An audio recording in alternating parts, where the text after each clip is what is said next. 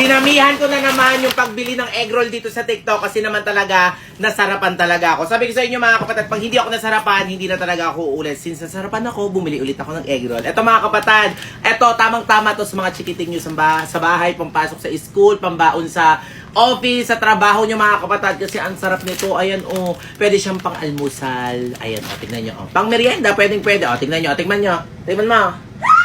Sarap. Si OA namang di pa natitikman. Ito mga kapatid, since natikman na naman nila ito dati, so alam na nila yung lasa nito. Ito, dinamihan ko yung original flavor, pero may iba rin tong flavor. Ang dami ko nang binili mga kapatid, kasi sobrang sulat na ito. Tingnan nyo ha.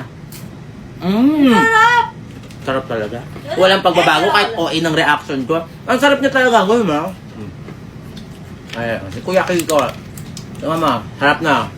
Diba? Napakasarap mga kapatid. Ako matutuwa talaga yung mga chikiting nyo sa bahay. Kahit kayo, matutuwa nito. Mapaparami talaga yung bilhin nyo ng egg roll na to. Kaya kung ako sa inyo mga kapatid, damihan nyo yung bilhin to. Nandiyan sa Yellow Basket. Ay, check out nyo na. Kung sino man po nakakakita or makakakita kay Elaine tsaka po kay Saidi. Kasi nawawala po sila ngayon. So, huling nakita po sila is dito po sa Luna, sa bayan, sa La Union. So, di kasi namin alam kung saan po namin hahanapin. So, kung makita nyo man po si Elaine tsaka si Zaidi, or mamataan nyo po is picturean nyo lang po, ipagbigay nyo po alam agad sa amin. Kasi hindi po namin alam kung ano po nangyari sa kanila, kung may kumuha ba sa kanila. Kasi kasama sa palengke kanina. Then after po nun, bigla na lang silang nawala. So mga bandang alas 5, alas 6 po sila huling namataan po dito sa Luna, sa may bayan, sa may La Union.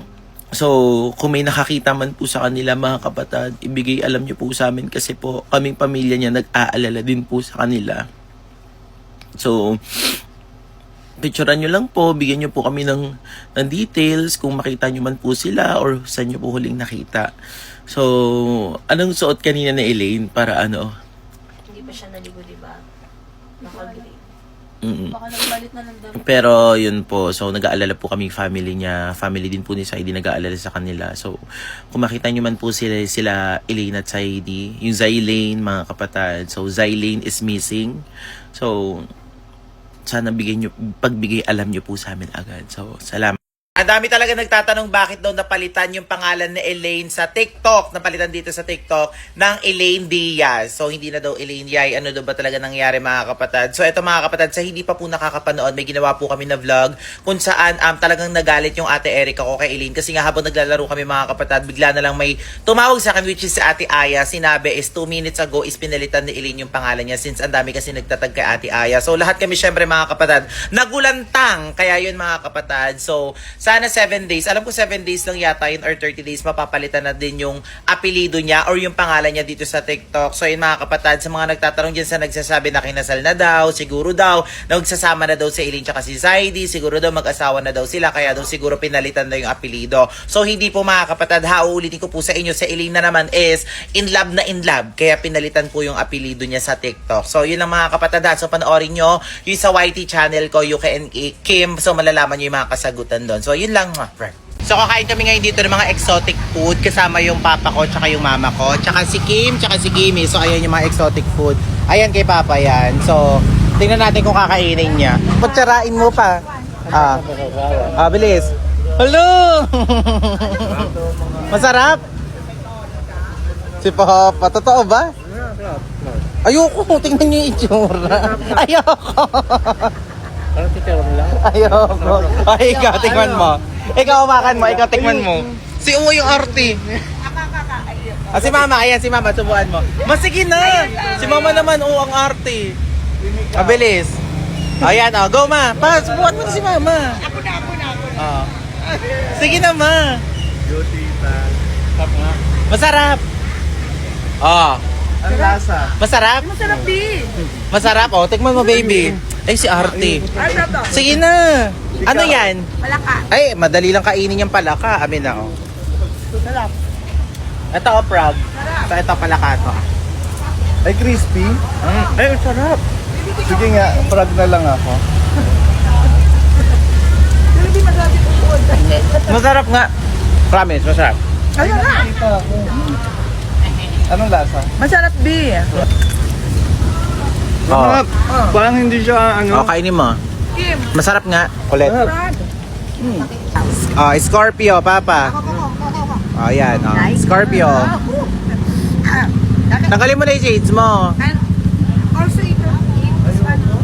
Ah, lahat daw kakainin. Oh. Oh, Crunchy. ano lasa? Natamigas. Masarap. Matamis. May shell nga siya, pero... Wala naman lang. Masarap para siyang yung ano lang ng Kainin mo na lahat, ma. teka lang, matinik eh. Natinig eh. Ito. Sarap. Ah, daw. Ayoko talaga. Hindi ko kaya. Mabubuhay tayo sa bukid. Oo, naka-uwa. Oh, nakain lahat ni mama. Ikaw pa, may gusto ka pa? Oh, this one, 20. Minukbang mo na. Pinukbang ko na. Masarap ba? Masarap siya. Kasi may timpla siya kaya masarap. Si Papa, minumukbang na yung ano. Bayaran mo na. Ginawang mani. Ginawa ng mani yung ano, yung uod.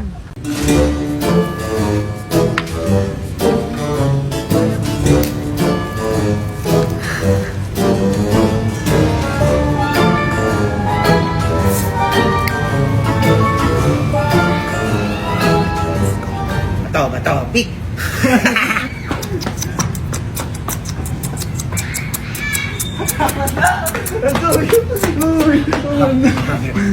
Bato, pik.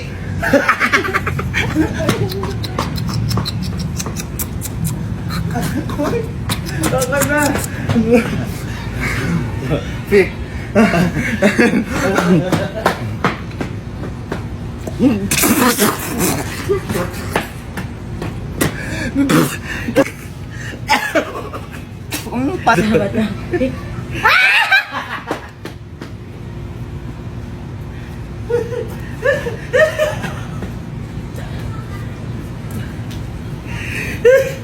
Ano yun?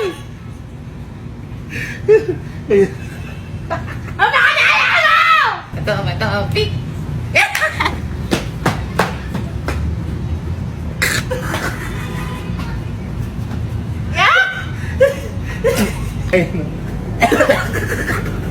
Limang bleaching soap na meron lang namang 20 times whitening effect at another limang bleaching soap na meron lang namang 20 times whitening effect sa ating balat. Ako mga kapatid, ito po yung niacinamide gayuma ng Prestige mga kapatid. Ito, mabibili nyo lang siya sa murang halaga lang. So ako kasi binili ko na is yung buy one take one na which is 5 piraso. 5 piraso, buy one take one sa isang pack po na ganun mga kapatid. Ha? So ayan, ipapakita ko sa inyo mga kapatid ang ating niacinamide gayuma bleaching soap. So ganito po yung itsura niyan mga kapatid. Ang daming peking kumakalat nito, kaya po mga kapatid, pagkakaingatan nyo palagi yung mga chine-check outan nyo ng mga basket, kasi yung iba dyan mga kapatid is hindi po siya legit, baka mapeki pa kayo. Imbis na mag-glow up ang inyong skin, nasunog pa ang inyong skin. So mga kapatid, mag-iingat po kayo palagi. So ganito po yung itsura ng ating gayuma bleaching soap na merong 20 times whitening effect. Alam naman natin mga kapatid, ang mga bleaching soap, once na ginamit natin mga kapatid, is nagkakaroon ng dryness sa ating balat. Pero alam nyo ba, yung bleaching soap na to mga kapatid, hindi siya ganun ka-dry sa balat. Pero ang suggest ko sa inyo, huwag nyo siyang ibabad